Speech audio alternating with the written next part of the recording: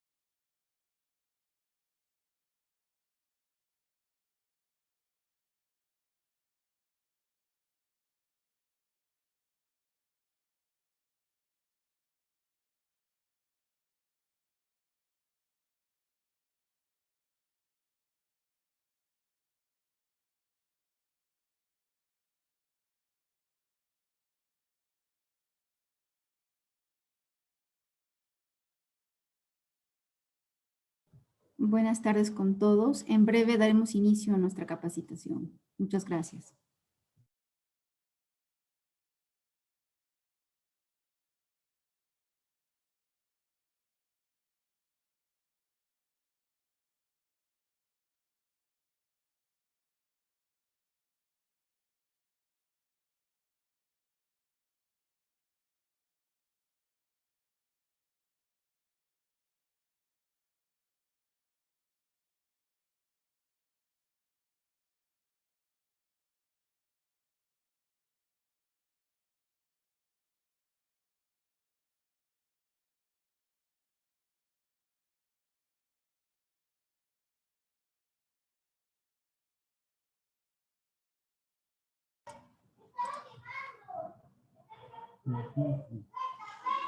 Buenas tardes con todos. Bienvenidos a los webinars de prevención. En March hemos creado estas capacitaciones para todos nuestros clientes para que puedan ver algunos temas prácticos en seguridad, salud y psicología ocupacional. Para este primer webinar de prevención tenemos el gusto de contar con la doctora Coralí Quirós. El tema de la capacitación del día de hoy va a ser prevención y actualización frente al COVID-19. No bajemos la guardia. Coralí Quirós es parte del equipo de March. Ella es una médico cirujano por la Universidad Nacional de Cajamarca. Es médico auditor para la garantía de calidad en salud. Tiene un máster en gestión de servicios de salud por la Universidad César Vallejo. Tiene un máster en medicina ocupacional y medicina del medio ambiente por la UPC. Tiene especialización en tratamientos eficaces en la psicopatología de las emociones, estrés y salud por la Universidad Complutense de Madrid. Tiene especialización en neurociencia y educación en la Universidad Complutense de Madrid también, y una experiencia mayor a 7 años en auditoría de calidad, de atención y seguridad y salud en el trabajo. Con ustedes, la doctora Coralí Quirós. Coralí, ¿está por ahí? ¿Qué tal, Percy? Buenas tardes. Muchas gracias por tu presentación. Y bueno, pues el día de hoy vamos a hablar de un tema muy importante. Vamos a hablar de COVID. Estoy segura que a lo largo de toda esta pandemia quizás ustedes han recibido mucha información de COVID. Y bueno, la idea de esta capacitación es brindar un poco de información puntual y actual con respecto a esta enfermedad que nos viene atacando ya hace bastante tiempo, pues, ¿no? Primero, me gusta siempre a mí hablar de un tema que no ha cambiado desde el inicio de la pandemia, que es el tema de prevención. Recordando algunas cosas con respecto al COVID, debemos entender que el COVID se contagia de dos maneras principalmente, ¿no? De una manera directa y de una manera indirecta. De la manera directa tenemos las gotículas y los aerosoles. Las gotículas son gotas grandes que salen de nuestra boca, de nuestra nariz cuando estornudamos, cuando tosemos. Y los aerosoles son gotas mucho más pequeñas que salen de nuestra nariz y nuestra boca cuando respiramos. ¿De acuerdo? Las gotículas pueden llegar a 2 metros de distancia, ¿no? Porque son grandes, pero los aerosoles llegan a mucho más metros de distancia. Se pueden viajar mucho más metros, ¿de acuerdo? Eso es la manera directa. Y la manera indirecta es a través de las superficies, ¿no? Es decir, una persona que tiene este diagnóstico toca una superficie, ¿no? Y la contamina. Y a su vez otra persona vuelve a tocar esa superficie y se toca la nariz, la boca, los ojos y puede contagiarse. Es importante mencionar que a la fecha la principal vía de contagio es el aerosol. Es decir, es el virus aerosolizado, así se denomina. El tema de las superficies cada vez está perdiendo un poco más de importancia, ¿no? Pero sí debemos siempre tenerlo en cuenta, porque existen casos también de contagio a través de superficies, ¿no? ¿Qué debemos saber de los aerosoles? Y es importante que aquí tengamos en cuenta lo siguiente, ¿no? No todos los aerosoles contagian. Eso es importante recordar. Los aerosoles solo contagian cuando se cumplen ciertas características del aerosol, ¿no? ¿Qué características son? Las siguientes. Que el microorganismo, o en este caso el virus, sea viable en el aerosol, ¿no? O sea, tenga capacidad para contagiar. Que el microorganismo en el aerosol esté en cantidad suficiente, esté concentrado. Y que este aerosol llegue al tejido diana. ¿Cuál es el tejido diana en esta enfermedad? El tejido diana, es decir, el tejido objetivo, es la nariz y la boca, principalmente nariz. ¿De acuerdo? Entonces, esas son las características que debe cumplir el aerosol para poder enfermarnos. Y aquí me parece interesante describir un poco la imagen que ustedes están viendo, ¿no? Pueden ver dos imágenes, ¿no? La que está en la parte superior es de dos personas que están conversando sin mascarilla. Las gotas celestes son las gotas denominadas gotículas, gotas balísticas, también se llaman así. ¿Por qué? Porque actúan literalmente como una bala, como un proyectil. Cuando uno estornuda, cuando uno tose, esa gota llega con mucha fuerza a otra persona. En verde pueden ver las gotas, que son un poco más pequeñas, que se producen cuando hablamos. Y en rojo pueden ver las gotas que ya son mucho más pequeñas y a esas se denominan aerosoles, ¿de acuerdo? En la situación que tenemos debajo, pueden ver dos personas conversando con mascarilla. Y a pesar de eso, cuando una persona usando mascarilla, pues tiene que respirar. Y las gotas más pequeñitas, aerosoles, aún siguen saliendo de la mascarilla. Entonces, es por eso muy importante, y aquí radica, digamos, la explicación científica del por qué es importante, además del uso de la mascarilla, guardar una distancia física importante, ¿no? Ahora, sabemos cómo nos contagiamos, ya hablamos un poco y repasamos un poco estos conceptos, que es muy importante que lo tengamos claro. Si ya sabemos cómo es que nos contagiamos, ¿qué cuidados debemos tener para no contagiar, ¿no? Y básicamente a mí me parece importante compartir una ayuda a memoria, ¿no? Recordar las 3 H's. La H de higiene de manos, la H de higiene de superficies y la H de higiene respiratoria.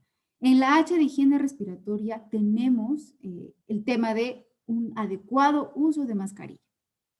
Y adicional a estas 3 H's, una H más, que podría ser la H de hogar, de home, de stay home, de quedarse en casa. A todo esto que acabo de mencionar, se suma el mantener espacios ventilados. ¿Por qué? Y lo vamos a explicar a continuación. Es importante saber, y ya lo mencionamos, que cuando los aerosoles son contagiosos es cuando están más concentrados. Es decir, cuando tenemos una habitación ventilada, la corriente de aire hace que el aerosol no esté tan concentrado.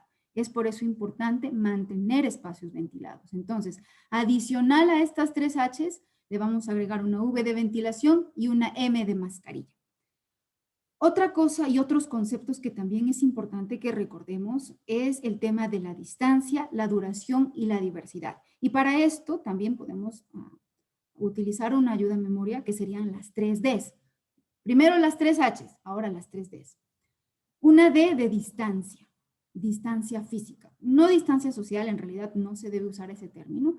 No debemos tener una distancia social con nuestros familiares porque socialmente debemos llamarnos, debemos comunicarnos, pero sí una distancia física. Lo ideal son 6 pies, bueno, en términos generales 2 metros, ¿no? ¿Por qué? Porque ya vieron en la figura inicial, el aerosol es la principal vía de contagio, ¿no? Otra D de duración. A mayor tiempo de exposición a una persona que tiene esta enfermedad, mayor riesgo de contagio, ¿no? Entonces, es muy distinto, por ejemplo, tener un contacto con una persona que me trae un delivery y converso con esta persona 1 o 2 minutos mientras me entrega el paquete, etcétera, a, por ejemplo, encontrarme con alguien en la calle que no veo hace mucho tiempo y estar conversando con esta persona media hora, 40 minutos, ¿no? Entonces, a mayor tiempo, mayor riesgo de contagio. Y la otra D es una D de diversidad. ¿A qué me refiero con esto? Y esto lo menciona la doctora Valerie Paz-Soldán. Esta diversidad se asocia a que mientras más un grupo más amplio tengo de personas a quien visito, pues mayor probabilidad de contagio. Lo ideal y la sugerencia que yo les hago, en la experiencia que hemos tenido en estos meses, es que se hagan acuerdos, ¿no? Acuerdos con las familias. Por ejemplo, si yo tengo una familia que vive cerca a mi casa, podemos hacer un acuerdo que a lo largo de este tiempo nos podemos visitar. La familia A visita a la familia B y viceversa. Pero hacer un acuerdo para que ambas familias no reciban más visitas. De esa manera, el círculo de contagio o el círculo de contacto es mucho más pequeño y hay menos probabilidad de contagiarnos. Entonces, repasando, D de distancia, D de duración, D de diversidad, mascarilla y ventilación. Esos son los conceptos que debemos manejar durante toda esta época, ¿no? ¿Qué otra cosa también debemos recordar? Y bueno, y aquí siempre es importante que hablemos de las mascarillas, ¿no? Las mascarillas se han convertido hasta el momento en nuestras principales aliadas, ¿no? Es lo que tenemos más a la mano. Pero existen diferentes tipos de mascarillas, ¿no? Tenemos las mascarillas de tela, las mascarillas quirúrgicas y las mascarillas tipo N95, denominadas también respiradores. Las mascarillas de tela deben usarse por personas que no tengan síntomas. También se llaman mascarillas comunitarias y precisamente es por eso, pues, ¿no? Porque las utiliza la comunidad que se entiende que no tienen síntomas, pues cuando salen a la calle. Estas mascarillas de tela deben ser de una tela especial, no es cualquier tela, ¿no? La tela que se utiliza para estas mascarillas idealmente debe ser una tela bien tupida, una tela que permita el filtro del aire a través de esta tela. Idealmente deberían estar hechas de 3 capas, una capa superficial, una intermedia y una ya interna que es absorbente, ¿no? También existen de 2 capas, pero la sugerencia que siempre se hace es que esta mascarilla de tela pues sea bien ajustada a la cara, ¿de acuerdo? El otro grupo de mascarillas son las de tipo quirúrgico, que tengo yo una acá, estas mascarillas, ¿no? Las mascarillas quirúrgicas pueden venir celeste y blanco, pueden ser blanco y blanco. Cuando son celeste y blanco, la parte celeste es hacia afuera y se usan por personas que tienen síntomas, personas con factores de riesgo, personas en espera de resultados o con resultado positivo y también por personas que cuidan a pacientes o a familiares con COVID. Estas son las indicaciones de la Organización Mundial de la Salud para el uso de estas mascarillas. ¿Qué debemos recordar de estas mascarillas? Que estas mascarillas son de un solo uso, es decir, que se desechan. Las uso, ¿no? Y al siguiente día ya no las puedo usar. Son descartables. Y el otro grupo de mascarillas son las de tipo N95, llamadas también respiradores. Estas mascarillas se usan especialmente por personal de salud, ¿no? ¿Por qué es específico para personal de salud? Porque estas mascarillas tienen una composición, una fabricación especial para evitar o para combatir o para disminuir la absorción de aerosoles concentrados, ¿no? ¿Y dónde tenemos aerosoles concentrados? Pues en el hospital, en la posta de salud, en la clínica, ¿no? Es allí en donde si yo hago una intubación o hago una aspiración de secreciones, los aerosoles se concentran, ¿no? Y se utilizan estas mascarillas. ¿Qué debemos recordar? Y estas son las últimas recomendaciones, valga la redundancia, de la CDC, de los Centros de Control para Enfermedades, con respecto al nivel de protección de mascarillas, ¿no? Estos conceptos han cambiado un poco desde el inicio de la pandemia, ¿no? Pero lo último, actualizado al 13 de febrero, es lo siguiente. La mascarilla, la principal recomendación, ustedes pueden tener la mejor mascarilla del mundo, pero si no está ajustada a su cara, no es o no cumple su función. Así que la principal recomendación es que la mascarilla esté bien ajustada a su cara. La otra recomendación es que la mascarilla también debe tener varias capas. ¿Y cuáles son algunas de los puntos o de los detalles de esta última recomendación? Aquí los tenemos. Primero, debemos elegir una mascarilla que tenga de preferencia una varilla nasal, ¿no? Para evitar este pequeño agujero que se forma entre nuestra nariz y la mascarilla. Otra cosa también para quienes usamos lentes, una mascarilla con una varilla es mucho mejor porque a veces al respirar se pueden empañar los lentes, ¿no? ¿Qué otra cosa también recomiendan los CDC? Es que se usen accesorios para ajustar la mascarilla. Ustedes pueden ver en la imagen un accesorio alrededor de la mascarilla. Yo aquí tengo otro. Este accesorio también puede ser usado, lo usamos en el hospital, se llama salvaorejas, y pueden usarlo para que la mascarilla esté más ajustada. ¿De qué manera nosotros determinamos que nuestra mascarilla esté bien ajustada? Colocando las manos a los costados de la mascarilla y respirando. La idea es no sentir que sale pues nuestra respiración. Y también otra manera de determinar es que la mascarilla o la tela de la mascarilla vaya hacia adelante y hacia atrás, como que se mueve con nuestra respiración, ¿no? Esos serían algunos de los tips para darnos cuenta que nuestra mascarilla esté bien ajustada. ¿Qué otra recomendación? Y esto es algo nuevo. La CDC recomienda también usar doble mascarilla, pero ¿qué combinación es la adecuada? No todas las combinaciones son efectivas. Lo que recomienda la CDC es que se use una mascarilla quirúrgica y encima una mascarilla de tela. ¿De acuerdo? Eso es lo que recomienda la CDC. ¿Con qué objetivo? Principalmente con el objetivo de que la mascarilla de tela esté más ajustada, porque es un poco difícil que las mascarillas de tela sean completamente ajustadas a nuestra cara. Con ese objetivo y con el objetivo de aumentar las capas de filtro.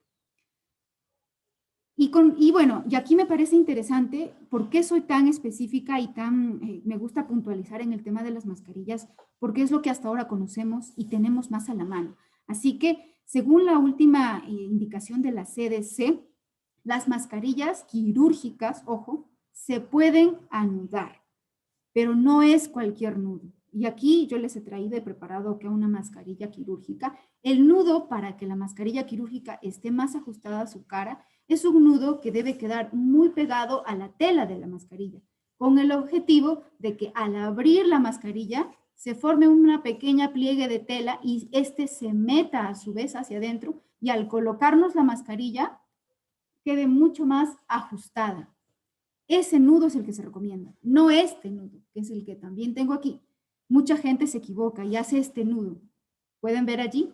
Este nudo, al colocarse este listón detrás, genera una especie de bolsillo entre la cara y la mascarilla. Y por allí pueden entrar aerosoles. Ese no es el nudo que se recomienda. El nudo que se recomienda es el que les acabo de mostrar. Bueno, esta información está en la página de la CDC, incluso hay un video de cómo hacer el nudo para quienes les interesa, también estoy dejando el link. No se debe mezclar o no se debe hacer combinaciones de varios tipos de mascarilla, es decir, solamente aplica la mascarilla quirúrgica y la de tela. No se pueden combinar dos mascarillas quirúrgicas o dos KN95, ¿de acuerdo? Eso es lo que dice la CDC. Esta es la información que tenemos de la CDC. ¿Qué no debemos hacer? Ya mencioné, no debemos usar dos mascarillas desechables, tampoco debemos usar dos KN95. Ojo, y aquí es muy importante recordar esto. El uso de la mascarilla por sí sola no protege. Las mascarillas deben combinarse con otras medidas preventivas, principalmente el lavado de manos. Uno tiene que tener las manos limpias para colocarse la mascarilla y para retirarse la mascarilla. Y aparte, la distancia física, por lo que explicamos hace un momento. Recordemos también algunas de las características de esta enfermedad, ¿no? Características clínicas o manifestaciones clínicas de la enfermedad. Yo estoy segura que han escuchado a lo largo de la pandemia estos porcentajes, ¿no? 80, 15 y 5, ¿no?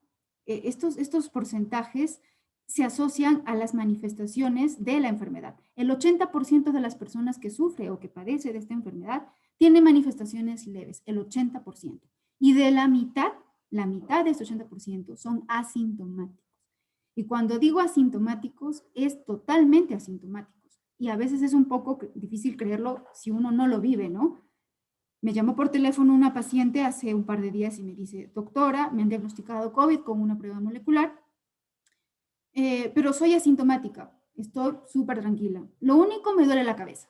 Bueno, pues, y yo le explico, ¿no? Entonces no es usted asintomática, porque tiene un síntoma, el dolor de cabeza. Entonces quiero que ustedes entiendan que el asintomático es una persona que se siente sana, no tiene síntomas. El virus está en su nariz, en su boca, la persona contagia, pero no tiene síntomas.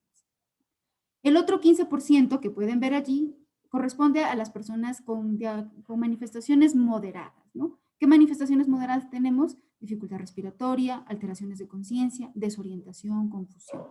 Y el 5% restante corresponde a personas que ya tienen manifestaciones severas, ¿no? Aquellas que requieren ya de un apoyo ventilatorio o que requieren de oxígeno o que requieren de una hospitalización, etcétera, ¿no? También en esta capacitación vamos a recordar los diferentes tipos de pruebas que tenemos para diagnosticar y para saber del COVID.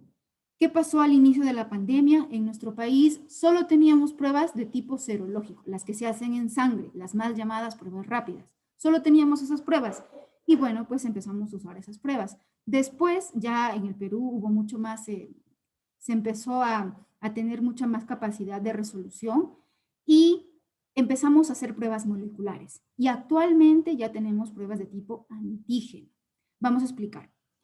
Existen dos grandes grupos de pruebas. El grupo de pruebas diagnósticas, que están aquí, y el grupo de pruebas de anticuerpo.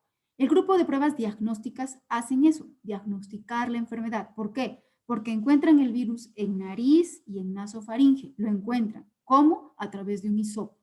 Esas son las pruebas que nos hacen con un hisopo. Dentro de estas pruebas de diagnóstico tenemos dos. Las moleculares, también conocidas como PCR, y las de antígeno, que son las nuevas que están llegando a nuestro país.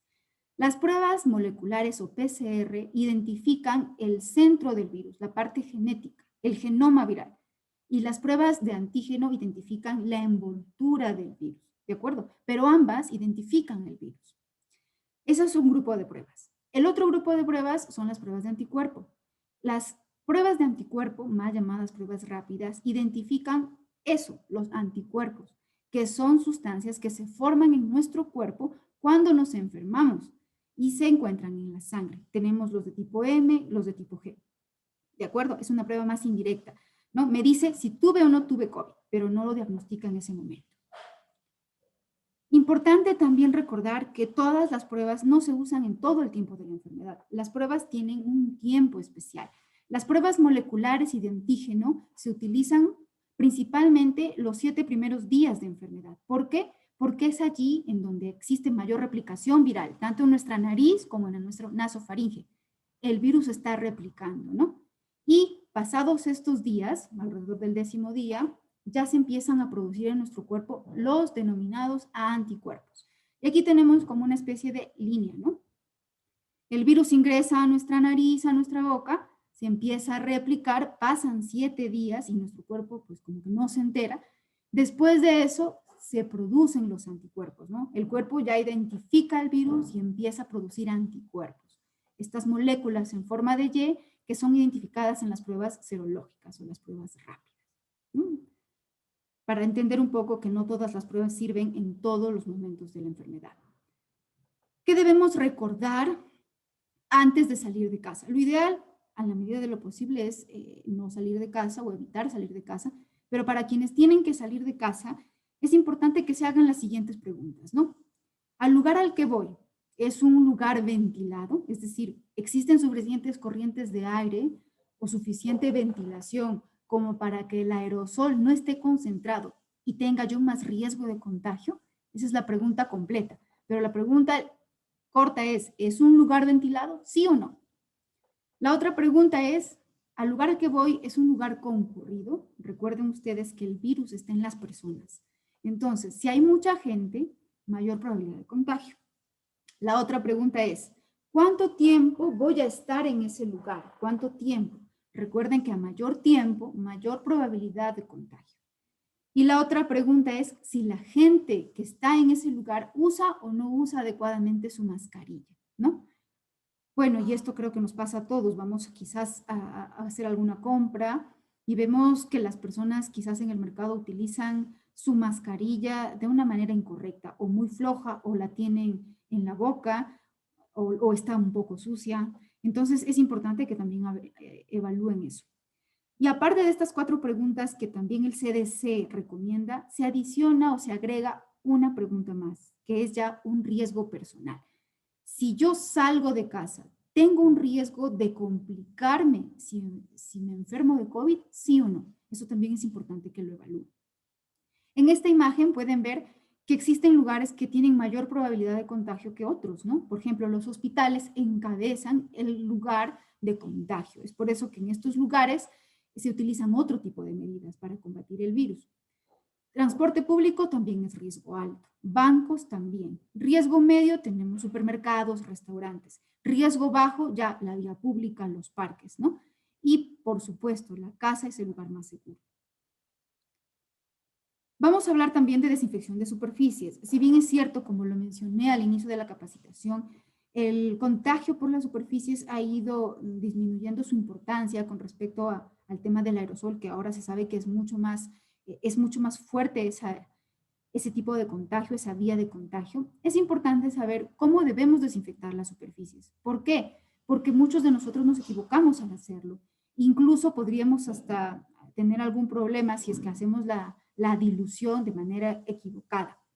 ¿Cómo debemos desinfectar las superficies? De una manera muy sencilla, utilizando lejía, que es lo que se está recomendando y que las guías nacionales recomiendan, ¿no? La lejía tenemos todos en casa, pero no es cualquier solución o dilución la que se debe usar. Tiene una fórmula para que pueda ser efectiva, ¿no? Y aquí la podemos ver. El porcentaje de lejía que debemos obtener para limpiar superficies inertes es de 0.1%. ¿Cómo se obtiene el 0.1%? Imagínense, yo quiero 1 litro de lejía al 0.1%. Entonces, lo que voy a hacer es multiplicar 0.1 por 1000, que es la cantidad de lejía que quiero obtener, la dilución, 0.1 por 1000 mililitros, entre una X. Esta X es el porcentaje de lejía que tenemos en casa, que casi todos es 5%. 0.1 por 1000 entre 5 es 20. 20 centímetros cúbicos o mililitros de lejía, medidos con una jeringa, enrasados a 1 litro de agua. De esa manera obtengo 1 litro de lejía al 0.1, ideal para desinfectar superficies inertes como mesas, manijas de las puertas, pisos, etc.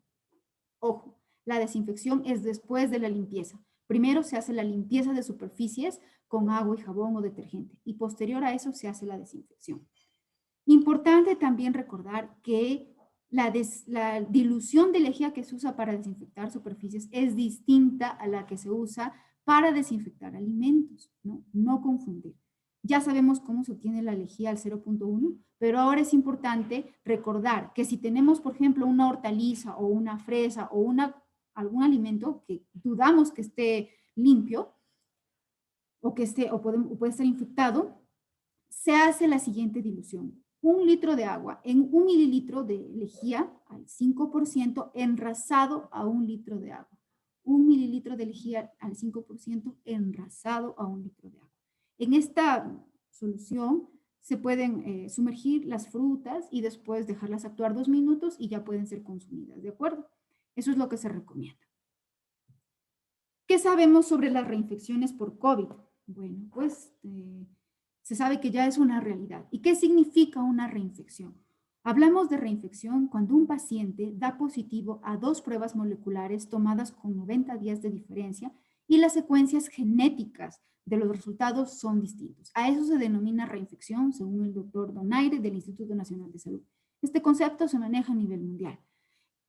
Ahora, la realidad que tenemos es que sí, en nuestro país ya se han reportado más de 60 casos de reinfecciones. Yo considero que deben haber muchas más, pero el diagnóstico de la reinfección es un poco complejo. ¿Por qué? Porque no todas las personas se hacen una prueba molecular y si la siguiente vez se enferman, no existe una primera prueba para contrastar si se trata o no se trata de la misma secuencia genética.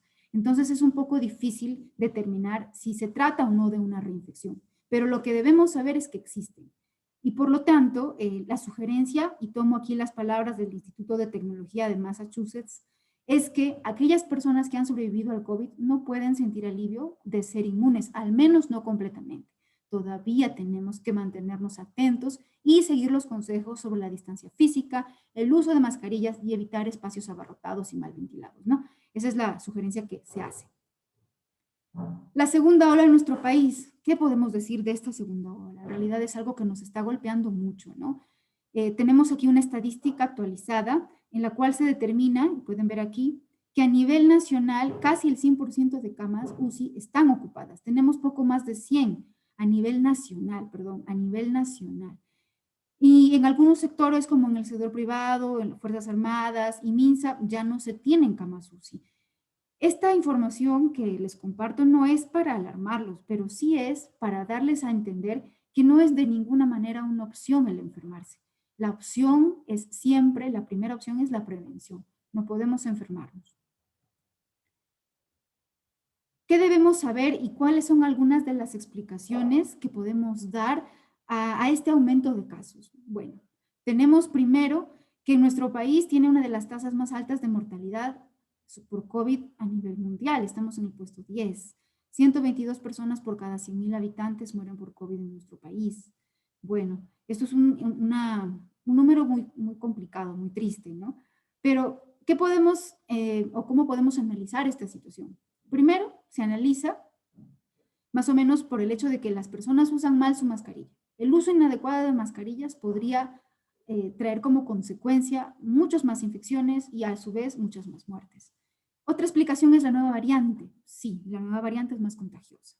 Otra explicación, el comportamiento natural de las pandemias. Las pandemias tienen esa secuencia, tienen una primera ola, una segunda ola, hasta una tercera ola. Y la otra explicación es la importancia de las personas asintomáticas. Y aquí les he colocado una imagen de una familia muy feliz que van a la playa. Imagínense, todos son asintomáticos. Pues existe la posibilidad de que estas personas puedan contagiar a otras. ¿Por qué? Porque se sienten sanos y hacen su vida normal. Lo ideal es que todos usemos nuestra mascarilla y evitemos en la medida de lo posible lugares en donde podamos contagiarnos. ¿Y qué es? Y aquí me parece que es importante puntualizar. ¿Qué es o qué podemos decir de las mutaciones, las variantes o las cepas? ¿Qué son las mutaciones, las variantes y las cepas del virus? Porque esta es una de las explicaciones al por qué existen tantos casos ahora. Bueno, se ha hablado mucho de cepas, en realidad el término correcto es variante, no es cepa. Y vamos a explicar por qué. Un virus no es un ser vivo. El virus es una molécula y tiene como principal objetivo replicarse. El virus ingresa a la célula de nuestro cuerpo, ya sea nariz, nasofaringe, ingresa y empieza a replicarse, se autocopia. Y en ese proceso de autocopiado se producen algunos errores. Estos errores se llaman mutaciones, ¿de acuerdo? El conjunto de mutaciones ya se denomina variante. Y ya cuando el virus ha cambiado totalmente y es como una nueva especie, ya se habla de cepa. Nosotros aún no llegamos a la nueva cepa, todavía estamos en variante. Y tenemos algunas variantes, como las variantes del Reino Unido, también tenemos la variante sudafricana, la variante amazónica, ¿no? ¿Qué es importante recordar de esto? Que la comunidad científica ha declarado que tanto las vacunas como los exámenes para diagnosticar esta enfermedad aún son efectivos para estas variantes. ¿Por qué? Porque por una simple razón, los laboratorios saben saben el comportamiento de los virus, lo saben, lo conocen y lo han hecho por muchos años porque ellos producen vacunas todo el tiempo. Y al conocer el comportamiento del virus, saben que este virus puede mutar. Entonces, en el desarrollo de las vacunas y de las pruebas, toman en cuenta muchas partes genéticas del virus, muchos segmentos del virus. Entonces, si un segmento varía, quedan los otros. Y las pruebas y tanto las vacunas aún son eficaces, ¿no? De nosotros dependerá si aún continúan siendo eficaces. ¿Por qué? Porque mientras más se replica el virus, mayor probabilidad de que podamos llegar a una cepa. Se ha hablado mucho del factor R y esta es la explicación de que esta nueva variante es contagiosa. ¿Qué es el factor R? El factor R es un número que está asociado al número de personas que contagia un paciente con diagnóstico de COVID. En la variante inicial, en la variante de Wuhan, el número R era 3. Una persona contagiaba 3, 3 a 9, 9 a 27.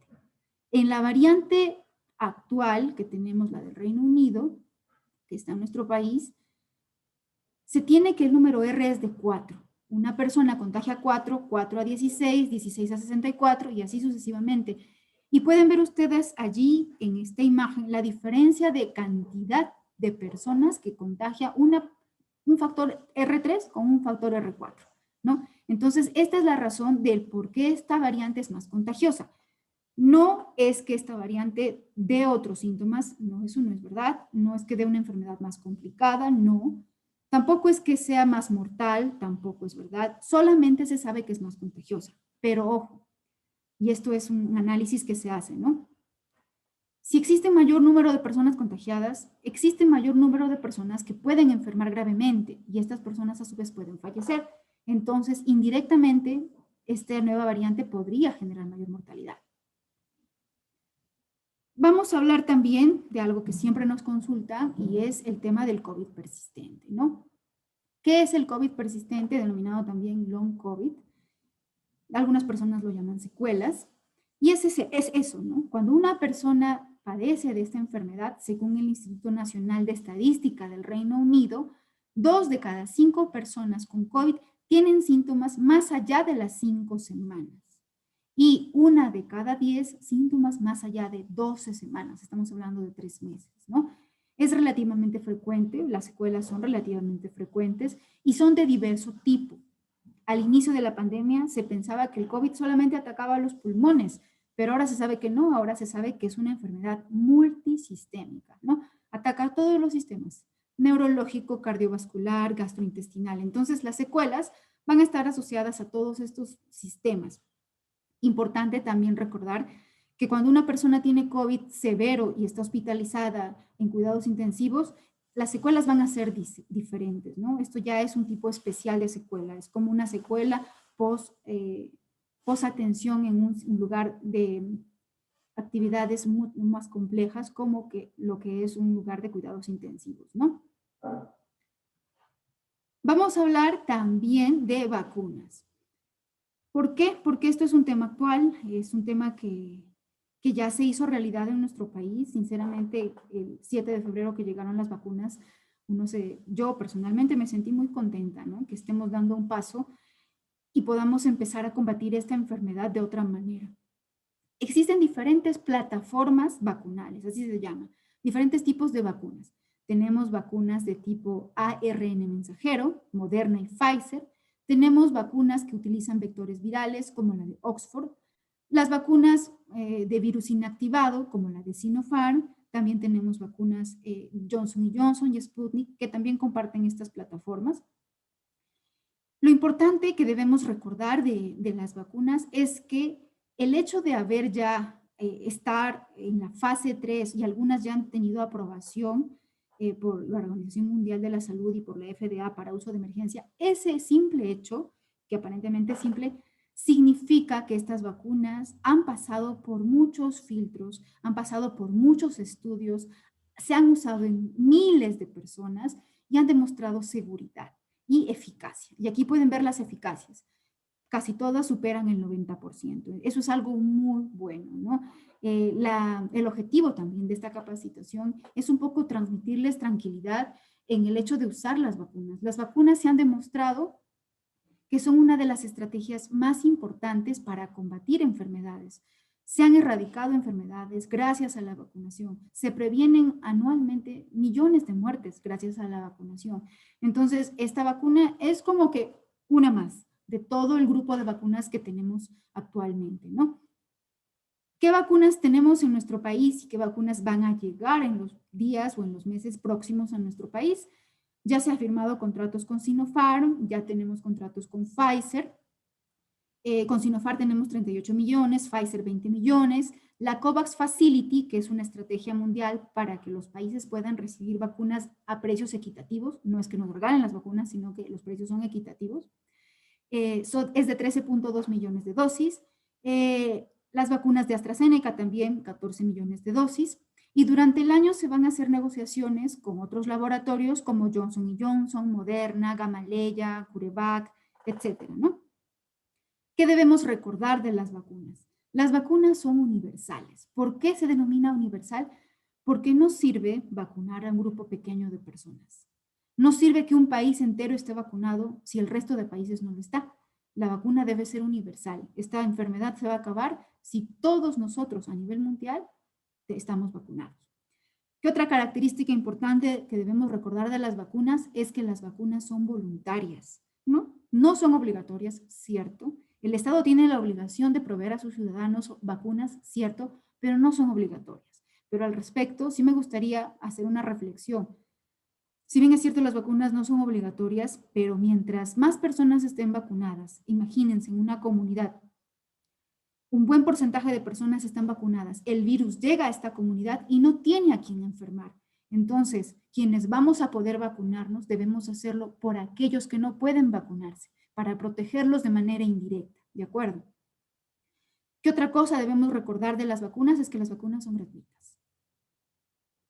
Aquí también les he traído una data interesante, me parece una data importante, actualizada también, que es el porcentaje de población que está vacunada con 2 dosis a nivel mundial al 16 de febrero del 2021. Israel es el país que tiene al 31% de su población vacunada con 2 dosis, ¿no? Están súper avanzados. Estados Unidos tiene 4.49 de su población vacunada con 2 dosis y así podemos ir bajando. Una realidad más cercana a la nuestra, México, Brasil. México tiene 0.07% de su población, Brasil 0.13%. Bueno, ¿por qué les muestro esta estadística? Para que se den cuenta que en realidad los porcentajes en sociedades similares a la nuestra, el porcentaje es bastante bajo, ¿no? Ya se tienen como mes y medio de vacunación y recién, por ejemplo, México está en 0.07. ¿Qué significa esto? Significa que la vacunación es un proceso lento, es un proceso muy lento. Si bien es cierto, es una estrategia la mejor estrategia, como es tan lenta, nosotros no podemos bajar la guardia y debemos seguir cuidándonos, debemos mantener todos los conocimientos que hasta ahora hemos recibido de uso de mascarilla, lavado de manos, distancia física, y hasta que esperemos la vacuna. E incluso recibiendo la vacuna, también debemos mantener esta actitud preventiva. ¿Cuáles son las fases de la vacunación? Tenemos, ya creo que todos han escuchado de las fases de vacunación. La primera fase incluirá a trabajadores de salud, precisamente porque ellos están, digamos, en la primera línea tratando pacientes COVID. También tenemos fuerzas armadas y policiales, bomberos. En la fase 2 tenemos a los adultos mayores y a personas con comorbilidades. También tenemos personal del INPE, personas privadas de libertad, población indígena. Y en la fase 3, que entra la mayor parte de personas, son personas que tengan entre 18 y 59 años sin comorbilidades. Estas fases no se han decidido no es que el Perú lo haya decidido, sino que esto es una cosa internacional. Así están vacunando casi todos los países, ¿no? Es una estrategia que se sigue en base al riesgo de exposición de estas personas. Y bueno, ya para finalizar nuestra capacitación, siempre me gusta hacer una reflexión sobre la desinformación.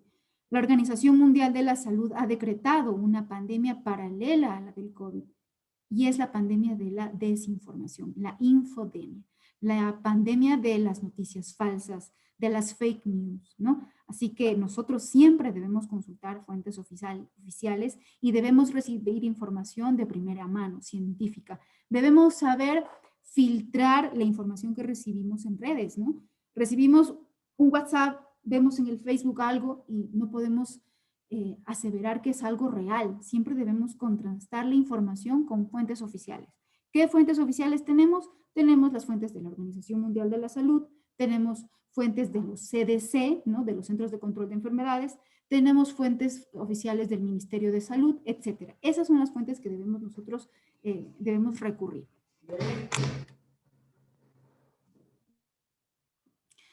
¿Qué debemos saber adicionalmente?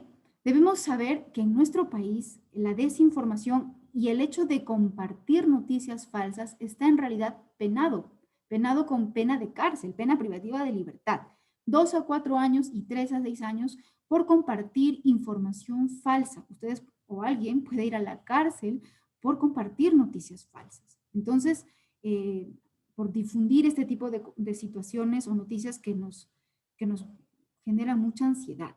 Y al respecto me gusta siempre hablar de un caso emblemático de desinformación, que es el dióxido de cloro, ¿no? Este desinfectante fue usado por muchas personas, miles de personas lo usaron, muchas personas fallecieron, algunas personas tuvieron secuelas gastrointestinales, todo a raíz de desinformación, ¿no? Alguien inescrupuloso empezó con este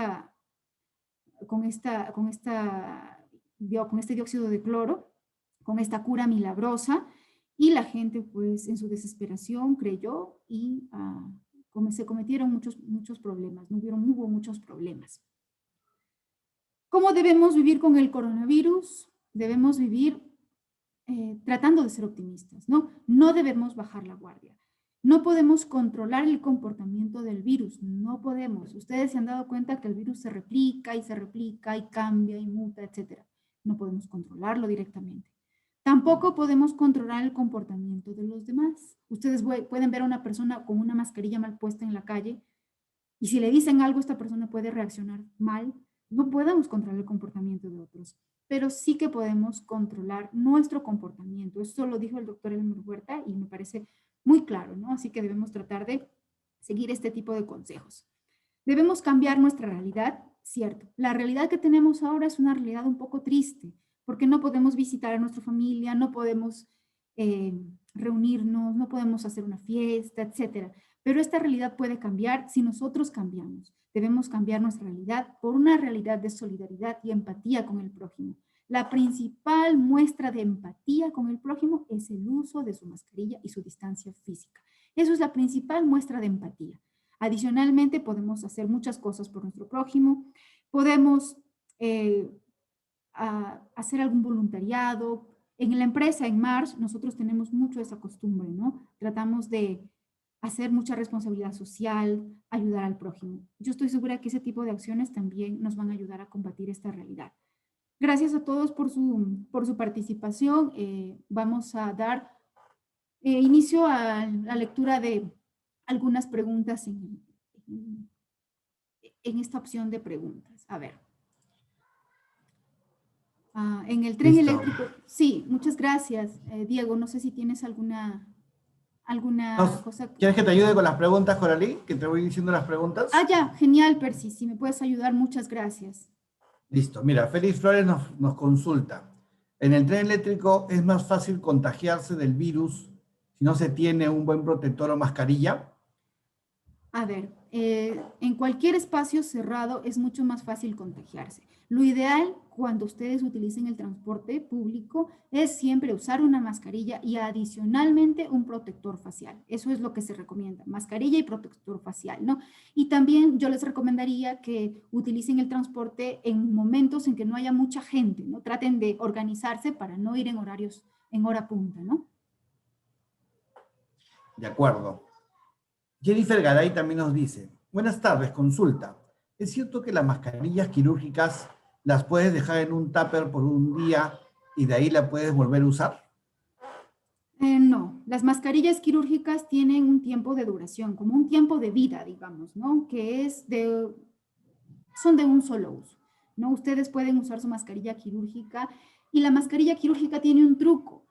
En realidad, esta mascarilla ustedes la pueden ver limpia, pero ya perdió eficacia. Adicionalmente, la mascarilla quirúrgica tiene como una especie de energía electrostática en la parte superficial que ayuda a que los aerosoles no penetren o reboten. Pero esta energía electrostática se deteriora totalmente con la humedad. Entonces, si ustedes se colocaron la mascarilla, la humedecieron, la guardan, la ven seca, la quieren usar al siguiente día, no, ya no es efectivo, ¿no? De acuerdo, Coralí, gracias. Karim Rugel nos pregunta, ¿por qué no se pueden combinar las mascarillas? Se pueden combinar las mascarillas, ya dije, la quirúrgica con la de tela. ¿Por qué? Porque de esa manera se ajusta mejor a la cara. pero 2 mascarillas quirúrgicas no ayudan mucho porque definitivamente no es que van a estar más ajustadas a la cara, no. Y las mascarillas N95 tampoco. ¿Por qué? Porque estas mascarillas tienen un filtro bastante bueno y si usan 2, pues incluso hasta podría provocarnos un poco de malestar, ¿no? Eso es lo que los CDC refieren. Solo usar 2 mascarillas, quirúrgica y de tela, ¿no? Esas 2 se pueden combinar. Y justamente a raíz de eso hay una pregunta que dice, ¿se puede usar una mascarilla KN95 y encima una simple? Bueno, en realidad sí, pero la efectividad no ayudaría mucho, ¿no? ¿Qué podría yo decirles, no? En el hospital, por ejemplo, ¿qué hacemos? Yo me pongo una KN95 y encima sí me pongo una quirúrgica. ¿Por qué? Por la posibilidad de salpicaduras, ¿no? Pero en la calle o en el entorno que ustedes tienen, utilizar una mascarilla quirúrgica sobre una KN95 no sería más efectivo, ¿no? A ver. Listo. Acá hay otra pregunta de Yerso ya sobre el tema de limpieza. Nos dice Yerso Magro, ¿qué sucede si el porcentaje de lejía utilizado es mayor? En realidad no es que suceda algo, no es que suceda algo en realidad malo con el microorganismo, sino que es algo malo con nosotros, con nuestro cuerpo. ¿Por qué? Porque un porcentaje de lejía muy concentrado en realidad podría ser incluso dañino para la piel si nosotros lo manipulamos o incluso esta lejía puede llegar a volatilizarse y también podría ser un poco, lesionar un poco la mucosa de la nariz, ¿no? Por eso sobre todo, ¿no? Y lo contrario, si usas poca lejía, pues no va a inactivar ningún microorganismo. De acuerdo. Y acá pregunta también Wilfredo Ramírez si el desinfectante de verduras que siempre se han vendido en los supermercados está bien o es mejor usar la solución con lejía, dice. En realidad, este desinfectante que utilizan los supermercados, digamos que se puede usar. Sin embargo, lo mejor para limpiar las verduras es un buen chorro de agua. Ahora, ustedes, si dudan de que esta verdura puede estar contaminada, lo que se está usando actualmente para COVID es lejía en las concentraciones que les manifesté, ¿no? De acuerdo. Sobre lo que hablaste también con la ley de la reinfección, nos está consultando Derly Vázquez, si en caso de una reinfección los síntomas son los mismos. ¿En cuánto tiempo aproximadamente una persona puede reinfectarse luego de haber contraído por primera vez el COVID-19? Perfecto. Bueno, hablé de que los síntomas son los mismos. No es que haya un nuevo virus, no es que las reinfecciones, esto sí es importante saber, son en realidad, se sabe que tienen un buen porcentaje, pero son poco estudiadas. No existen muchos reportes de reinfecciones. Algunas personas han tenido una segunda reinfección mucho menor que la primera, algunas otras mucho peor, así que yo no puedo generalizar mi respuesta, no puedo estandarizar, ¿de acuerdo? No puedo decir, tú te vas a reinfectar y vas a mejorar o vas a empeorar. No, no puedo decir. Los síntomas en realidad son casi iguales, pero algunos podrían ser peor que otros. Y con respecto al tiempo que puedo o que me dura la inmunidad, ¿no? Porque creo que esa fue la pregunta. Se tiene estudios que la inmunidad después de que uno tiene COVID es alrededor de 3 a 6 meses, ¿no? Pero se han dado casos de reinfecciones a los 3 meses, así que todavía eso es algo que está evaluándose. De acuerdo. La verdad es que la cantidad de preguntas de nuestro público ha crecido enormemente. Sí, vamos a ver algunas, ya que tenemos más de 100 preguntas. Vale, muchas gracias por todo este tema que genera bastantes dudas y bastantes preguntas. Julia Calderón nos dice, buenas tardes, ¿existe actualmente algún procedimiento de registro de las nóminas del personal de salud que conforman una IPRES? A ver, no entiendo mucho la consulta. ¿A qué se refiere? ¿Quizás para el inicio de la vacunación? Sí, actualmente algún procedimiento de registro de las nóminas del personal de salud con una IPRES. Yo creo que sí. Ya, sí, bueno, por supuesto. Ah, ya, genial, por supuesto que sí, ¿no? Eso es así. No es que exista una nómina propiamente, sino que en el establecimiento de salud tienen mapeado a su personal, ¿no? Entonces, cuando la vacuna se empiece a colocar, definitivamente va a haber una priorización y va a haber una lista de personas que van a tener que recibir la vacuna, pues, ¿no? Claro que sí. Aquí una pregunta interesante. Edwin nos dice, para sanitizar cuando regresamos de casa, ¿ya? O sea, al momento de regresar usamos alcohol como un desinfectante. ¿Se podría recomendar otro mejor desinfectante que el alcohol o es el mejor? En realidad, lo que recomienda actualmente las guías nacionales es tanto el alcohol al 70% y la lejía, ¿no? Al 0,1% en superficies inertes. Eso es lo mejor que se está usando y es lo que tenemos más a la mano, en realidad, ¿no? Estas son sustancias que todos tenemos en casa y son en realidad bastante cómodas, ¿no? Existen muchos más desinfectantes, incluso hay una lista de desinfectantes, pero estos son los más asequibles, lo que tenemos más a la mano. Ya. Coralita, también veo bastantes preguntas que hay sobre la ivermectina. Ivermectina, a Sí, ver, ese quizás. tratamiento. Si solamente es un tratamiento que se puede hacer preventivo, solo cuando lo hace un médico, en qué momento se debe hacer, si es bueno o malo. ¿Cuáles son las Ya. opiniones sobre este tema? Bueno, en realidad a la fecha hoy, 17 de febrero del 2021, no tenemos ningún estudio científico contundente que avale el uso de ivermectina como preventivo. Y como tratamiento también hay muchas dudas, ¿no? Existen varios estudios, pero ninguno es concluyente.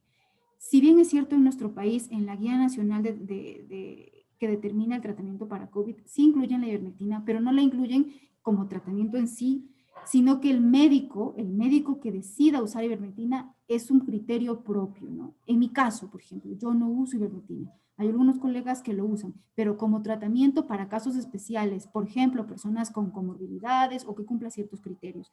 Eso es lo que tenemos hasta ahora, pero no existe ningún estudio científico que avale el uso de ivermectina. No aún, no tenemos eso. De acuerdo. Después también acá tengo una pregunta de Jen Gilpa, que tiene una duda. Si uno sale a la calle por un tiempo prolongado, ¿cuántas horas te protege efectivamente una mascarilla quirúrgica? Nos dice. La mascarilla quirúrgica tiene ciertas, a ver, características y es importante evaluarlas, ¿no? Si tu mascarilla quirúrgica se mojó porque estornudaste o de repente sudaste mucho y está húmeda, esta mascarilla ya pierde efectividad. Así que lo ideal es que siempre tengamos una mascarilla de repuesto en la bolsa, en la maleta, etcétera, para cambiarla si es que se moja, ¿no? Eso es importante evaluar. No puedo generalizar mi respuesta porque puede haber muchas, ¿no? Yo puedo usar una mascarilla quirúrgica mucho tiempo porque yo vivo en Cajamarca y aquí el clima es muy seco y no sudo, ¿no? Entonces cambia de acuerdo al contexto. De acuerdo. ¿Y qué puedes recomendar, Coralí, a las personas que consideren que en el centro de trabajo se pueden contagiar? ¿Cuáles deben ser las medidas generales para evitar contagiarse en el centro de trabajo y también al momento de usar el transporte público? Bueno, las medidas son igual para todos. Debemos mantener una adecuada distancia física, lavado de manos constante, el uso de mascarilla bien apretada. Ya justo les expliqué cómo es que deben mejorar el uso de su mascarilla. Sin embargo, cada institución tiene un protocolo específico y la idea es que nosotros nos alineemos a esos protocolos, ¿no? Aforo, turnos, etcétera, ¿no? Todos esos protocolos deben ser cumplidos por los trabajadores para que disminuyamos el riesgo de contagio. Ojo, el riesgo de contagio nunca es cero, siempre existe una probabilidad, pero mientras más nos alineemos y cumplamos con las medidas sanitarias, va a disminuir el riesgo. De acuerdo. Hay varias preguntas también para que expliques un poco la lámina que indica el porcentaje de personas que son asintomáticos. Creo que no quedó muy claro Ya. esa parte A de la ver, podemos, exposición. si desean, podemos regresar, ¿no? Pero bueno, lo, lo general que se puede decir es que el COVID tiene diferentes tipos de manifestaciones. Leves, 80%. O sea, 8 de cada 10 personas tienen un COVID leve. Algunos la pasan como si nada, 8 de cada 10. Luego tenemos un 15% que se complica un poco más, que pueden quizás tener un poco más de malestar, y un 5% que ya tienen manifestaciones más severas. De las personas que tienen COVID leve, que son un 80% del total de casos, la mitad aproximadamente son personas asintomáticas, personas que no tienen síntomas, ningún síntoma, ¿no? Yo llamo por teléfono a un paciente, señor, ¿cómo está? Doctora, yo no sé, yo no creo que tenga COVID porque no tengo ningún síntoma, pero me ha salido positivo. Sí, usted tiene COVID, pero no tiene síntomas. Ningún síntoma. ¿Estas personas pueden contagiar? Claro que sí, porque el virus está en su nariz y en su boca. Pero su sistema de defensa es tan fuerte o tan especial que ha combatido el virus y ya no lo deja bajar y lo mantiene inactivo. Entonces, de alguna manera, pues no presentan síntomas. Espero que haya quedado claro. Sí, claro. Ahora, una cosa interesante, mira, si un trabajador es vacunado por la primera vacuna marca X, para ¿Ya? su segunda vacuna debe ser vacunado por la misma? Sí, claro que sí. Eso es lo que se recomienda. ¿Por qué? Porque cada vacuna tiene una tecnología distinta, ¿no? Por ejemplo, las de Sinopharm, virus inactivado. Si recibo una dosis de Sinopharm, la idea es que la segunda dosis engrane con la primera y pueda generar una, eh, mm, una buena respuesta inmunológica. Para eso es necesario que la primera dosis sea de la misma vacuna que de la segunda dosis, ¿no? No es recomendable combinar las vacunas, ¿no? Así no funcionan mejor, no. Aprovechando mi condición de moderador, yo también tengo una consulta. Sí, En claro, vista Percy. de estas personas que han estado saliendo en esa lista, ¿no? Que algunos ya saben, de los Sí. 427, yo he visto algunas que han tenido 3 dosis. Y yo había pensado que las vacunas eran 2 dosis, ¿no? ¿Por qué han habido algunas personas con 3 dosis? Y así debe ser. Las personas deben No, vacunarse 3 veces, 2 veces. en realidad cada laboratorio tiene un modo de actuar, ¿no? Y cada vacuna tiene un modo de actuar, ¿no? Normalmente las vacunas son de 2 dosis, excepto la de Johnson y Johnson, que es una dosis. ¿Por qué 2 dosis? Porque con 2 dosis el sistema inmunológico responde mejor. Sin embargo, estas 3 dosis se puede entender que quizás se ha hecho, ha sido en un tema experimental, ¿no? Es decir, en tratar de que esta persona pueda tener una mayor respuesta inmunológica con una tercera dosis, ¿no? Pero lo que recomienda la Organización Mundial de la Salud es que se cumpla con lo especificado por cada laboratorio, ¿no? Si son 2 dosis, 2 dosis. De acuerdo. Y también hay consultas del público que está haciendo sobre estos desinfectantes de UV, de esa luz para desinfectar los Ultravioletas. objetos, ultravioletas. ¿Sí? ¿Qué tal son? ¿Qué tan efectivos? ¿Qué opinas al Bueno, respecto? en realidad, para tratamientos o para combatir el COVID existen muchas cosas que se están usando últimamente, ¿no? Pero lo real, lo evidente, la evidencia científica no es favorable para el uso de rayos ultravioleta. No existe evidencia contundente suficiente para recomendarlo, ¿no? Además, adicionalmente, estos rayos ultravioleta se utilizan para desinfectar superficies y sabemos que el tema de superficies está es mucho menos importante en el tema de contagio. El virus se contagia por el aerosol, de persona a persona, el virus está en el aire. Así que el tema de ultravioleta no considero que sea pues, muy adecuado, muy útil, ¿no? De acuerdo. Y también, Coralí, hay muchas preguntas con bastantes dudas sobre las pruebas, las moleculares, las de antígenos y las ¿Ya? rápidas. Establecen de cuál debería ser más eficaz, después de cuánto tiempo usar cada una. Hay bastantes dudas Al respecto. de los corredores de los clientes al respecto, sí. Bueno, en realidad no sé si me permiten retroceder en la capacitación, no sé si se puede hacer eso Sí, claro, claro. Para a que ver, quede aquí, claro, porque sí he para que quede encontrado súper claro. varias en que, por ejemplo, hay una que dice, es probable tener como resultado negativo de la prueba antígena y el día siguiente tener un resultado positivo en la prueba molecular. Entonces podría decir que la prueba molecular es más exacta que la antígena. ¿Ya? Hay Es algunos un también que hablan de las válido. pruebas rápidas, que preguntan si las pruebas rápidas, qué porcentaje de satisfacción tienen, ¿no? De O acuerdo. sea, hay bastantes preguntas sobre estos temas. Consultas. Vamos a tratar de abarcar todas las preguntas con una explicación. Sabemos que existen 2 tipos de pruebas, las de diagnóstico, que están ustedes, las ven aquí a la mano izquierda, y las pruebas de anticuerpo. Las pruebas de diagnóstico diagnostican el virus, lo diagnostican, mejor dicho, la enfermedad, encuentran el virus, lo encuentran infraganti, digamos, en la nariz y en la nasofaringe, allí lo encuentran. ¿Por qué? Porque utilizan un hisopo y captan la secreción y evalúan al virus, lo replican en una máquina y lo encuentran.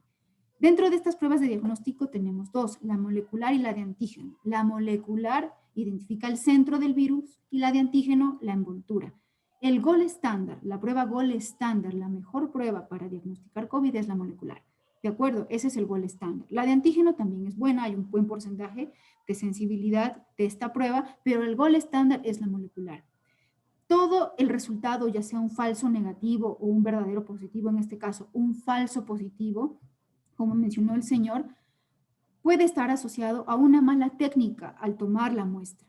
Si bien es cierto, algunas personas al someterse a esta prueba genera cierta incomodidad, muchas veces esta incomodidad hace que la persona que toma la prueba no la haga suficientemente bien y no se capta suficiente cantidad de secreción para ser evaluada. Hay muchas razones por las cuales una prueba puede salir negativa siendo positiva, muchas razones, pero el gol estándar es la prueba molecular. Con respecto a las pruebas rápidas, mal llamadas rápidas, pruebas serológicas, las que se hacen en sangre, se recomienda se hagan a partir de la segunda semana. ¿Por qué? Porque es allí, en ese momento, en el que nuestro cuerpo empieza a reaccionar frente al virus. Y no se encuentra el virus, sino se encuentran los anticuerpos contra el virus, que son estas cosas que pueden ver aquí en forma de Y, que combaten el virus. Estas Y son las que identifican las pruebas de sangre, por eso que están aquí. ¿Ven? Aquí una vena, y pueden ver ustedes aquí los anticuerpos, se hacen en sangre. Entonces, las pruebas rápidas se hacen a partir de la segunda semana y las pruebas de diagnóstico se hacen en la primera semana. Espero que haya quedado claro. De acuerdo. Hay una pregunta de Luis Quino que nos dice, ¿el dióxido de cloro y la dixidrocloroquina es la misma? No. Si es así y su indicación no debe ser usada contra el COVID, entonces, ¿por qué las instituciones de salud la han estado aplicando en pacientes con sintomatología de COVID, no confirmados de COVID? ¿Hay alguna mala praxis? ¿Con qué podrías ver? Podríamos hablar de eso, claro que sí. El dióxido de cloro jamás ha sido usada por un organismo serio, nunca, porque el dióxido de cloro no tiene de ninguna manera ninguna evidencia científica que permita usarlo para tratamiento, para prevención. Definitivamente eso no es un tratamiento, eso es un desinfectante. Y la hidroxicloroquina es distinta. La hidroxicloroquina es un medicamento que inicialmente se empezó a usar porque se creía que podía ser efectivo para combatir esta enfermedad o para tratarla, pero posteriores investigaciones determinaron que no servía, que no era útil. Y es que es así, cuando uno está enfrentando una pandemia, una enfermedad tan nueva como la que estamos viviendo ahora, se hacen en realidad muchas investigaciones y las cosas van cambiando de un día para otro. Los científicos están trabajando, un día encuentran algo y de repente al siguiente día o un mes después consideran que ya no es efectivo, ¿no? Lo ideal es, y lo que nosotros siempre debemos saber es que no debemos hacer daño. Eso es una consigna médica. Primero, no hacer daño. Así que si se utiliza en una dosis adecuada y no hacemos daño, por eso lo usaron. Pero se identificó que no servía, entonces ya dejaron de usarlo, ¿no? Así es, esa es la explicación de rápida, digamos, del uso de algunos medicamentos. Bueno, la verdad que tenemos bastantes preguntas. Se repite una pregunta en común que es, ¿cuándo saber que una persona está sana? Después de los 14 días, ¿cómo saber si la persona está sana? ¿Se tiene que sacar alguna prueba? ¿Puede seguir con síntomas? Algunos mencionan que puede haber síntomas hasta 5 semanas consecutivas. ¿Qué podríamos decir de eso? Me parece interesante la pregunta. A ver, ¿qué dicen los CDC? Los CDC, que es un organismo internacional experto en este tipo de temas, refiere que una persona que tuvo un COVID leve, es decir, el COVID o este virus ingresó a la nariz, bajó a la nasofaringe, se quedó allí, tiene una sintomatología de alrededor de 2 semanas y contagia 2 semanas, contagia 14 días, ¿no? Más o menos 14 días. Pero una persona que el virus bajó al pulmón, es decir, ya está un poco más grave, contagia por alrededor de 20 días. Entonces, COVID leve, 10, 14 días, COVID más severo, 20 días. Cuando uno deja de contagiar, es decir, cuando uno ya se podría decir en casos leves que ya está sano. Es por eso que la cuarentena es de 14 días. Pero los síntomas o las secuelas que se mantienen en nuestro cuerpo van a perdurar. Algunas personas no tienen ninguna secuela, algunas personas sí tienen secuelas. Esto es muy variable. Mencioné que 2 de cada 5 personas tienen secuelas o tienen síntomas más de 5 semanas y 1 de cada 10 más de 12 semanas. Entonces, esto varía mucho. Lo ideal es que guardemos adecuadamente nuestra cuarentena para no contagiar y después de eso simplemente pues aceptar la condición de que quizás vamos a tener algunas secuelas, ¿no? Esa podría ser de manera general la explicación, ¿no? De acuerdo. Me pregunto también si las personas que son alérgicas a algún medicamento se pueden vacunar. Sí, en realidad no existe ninguna contraindicación para temas de alérgicos a medicamentos. A ver, ¿qué dice cada plataforma vacunal? Si uno es alérgico a un componente específico de la vacuna, a un componente específico, esa es la contraindicación. Pero, por ejemplo, yo cada vez que me tomo una penicilina me hincho. Bueno, pues soy alérgica a la penicilina. Eso no me va a mí a evitar que reciba la vacuna. Lo que sí podría suceder es que esta persona que tiene ciertas alergias deberá quizás tener un cuidado más especial. Por ejemplo, me vacunan, normalmente me voy a casa, pero no, si soy alérgica me vacunan, quizás me observen unos 15 minutos, una media hora, y bueno, después de eso voy a casa. No, no es que haya una contraindicación. Tampoco contraindicaciones si soy alérgica a algún alimento, tampoco existen. Listo. A ver. Tum, tum, tum. Y el tipo de mascarilla recomendada para el transporte público o privado hacia el centro laboral, ¿cuál sería? ¿Qué mascarilla usar? Todo esto dependerá mucho de muchos factores. Por ejemplo, si usted se va solo en su carro, ¿no? Bueno, normalmente puede usar, y lleva a alguien más, quizás alguien que vive con usted en su casa, puede usar una mascarilla sencilla, ¿no? Pero si usted va en un transporte público, ¿por cuánto tiempo está en ese transporte público? ¿Cuánto tiempo viaja? Por ejemplo, en Cajamarca las distancias son de 10, 15 minutos en carro a cualquier parte de la ciudad. En Lima son 2, 3 horas, depende mucho de eso, ¿no?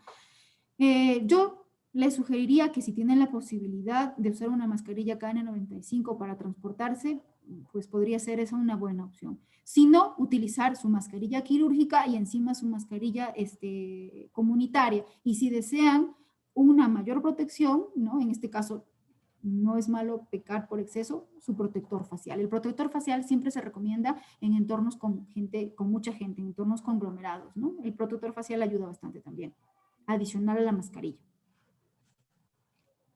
De acuerdo. Y otra pregunta también que se repite bastante son el tema de la ventilación. ¿De Ya. acuerdo? Esta ventilación tiene que ser natural, tiene que ser a través de algún equipo, alguna máquina. ¿Cómo garantizar la ventilación? Ya. ¿No? ¿Qué opinas al respecto? Uh-huh. En realidad lo que se recomienda siempre es la ventilación natural. O sea, eso es lo mejor, ¿no? Se pueden abrir sus ventanas, las puertas, la ventilación natural siempre es mejor. Pero también existe la ventilación de otro tipo, ¿no? Lo ideal es que los equipos de ventilación cuenten con filtros especiales y que haya que haya un control especial de estos equipos, ¿no? Una vigilancia, tienen que estar observando, los expertos en temas de ventilación deberán tener en cuenta esto, ¿no? Para que los equipos estén adecuadamente verificados, ¿no? Lo ideal sería con filtros. Ya. Y aquí hay también una pregunta interesante, es de que en algunos ambientes de trabajo se han dado casos de que, por ejemplo, un ambiente con 6 personas o 4 personas, se han contagiado 3, uno ha quedado sin contagiarse, y eso tiene que ver con la carga viral, ¿no? ¿Qué opinión tendrías al respecto? A ver, se ha dado casos de que personas en un mismo ambiente, algunas se han contagiado y otras no. Así es. Puede tener que ver con muchos factores. Primero, la distancia, ¿no? Lo más probable es que las personas que hayan estado y se hayan contagiado hayan estado más cerca a la persona que tenga el virus, ¿no? O sea, la distancia. Otro punto, si estas personas usaban bien o no usaban bien su mascarilla. Otro punto, si el lugar estaba ventilado. También tiene que ver mucho con el propio sistema de defensa, ¿no? Si yo tengo un sistema de defensa bueno, un buen sistema de defensa, pues quizás me entre el virus acá y al toque lo boto, ¿no? O simplemente se quedó acá y no me hizo más daño. Otras personas pueden tener otros síntomas. Lo que se sabe es que el virus está aerosolizado, está en el aire, así que es bastante complicado que personas que estén en un mismo ambiente, no se contagien, ¿no? Salvo que esté bastante ventilado este lugar, ¿no? De acuerdo. Bueno, vamos a responder la última pregunta porque ya nos hemos pasado un poco de la capacitación y vamos a ver a la última. Si una persona fue identificada con COVID-19, ¿también se puede vacunar? ¿Puede tener alguna alteración? Igual se vacuna si una persona es sana y ya ha tenido el COVID antes. Sí, claro que sí. O sea, la indicación de vacunación es para todos, independientemente si se ha tenido o no se ha tenido COVID. Se sabe que la inmunidad por sufrir la enfermedad de manera natural puede durar de 3 a 6 meses, pero cuando uno se vacuna, como es una vacuna creada especialmente para protegernos por más tiempo, la inmunidad puede ser 10 veces mayor, según lo que sé. ¿no? Según lo que dice la ciencia. Puede ser hasta 10 veces mayor la inmunidad que se logra a través de una vacuna. Ahora, las recomendaciones generales es que cuando uno reciba una vacuna de cualquier tipo, cuando ustedes llevan a su bebé, a su hijo, a la posta de salud o a la clínica para vacunar, lo que nos dice la licenciada en enfermería es, de preferencia que no esté enfermo, que no tenga fiebre, etcétera. Entonces, si ustedes están con un COVID activo, pues no se deben vacunar. Pero si ustedes tuvieron COVID y están ya recuperados, claro que se pueden vacunar. Sí. Bueno, agradecemos a todos los participantes, a todos los colaboradores de los clientes que han estado en esta capacitación. Se les va a enviar la presentación del mismo y la grabación para que vuelvan a verla. Y también se van a entregar los certificados por haber participado en esta capacitación. Ahí mi compañera Vanessa Choroco va a estar enviando. Gracias, Vanessa. Listo, solamente agradecer a Coralí por su participación en estos webinars de prevención. No se olviden que son webinars mensuales. Nos encontramos en el mes de marzo con el tema de tips de ergonomía para el trabajo remoto. Los esperamos. Gracias. Gracias. Gracias por el día. Gracias, Percy. Gracias a todos. Buenas tardes. Coralí, estabas con el micro apagado. Gracias a todos. Muchas gracias. Listo, muchas gracias. Hasta la próxima.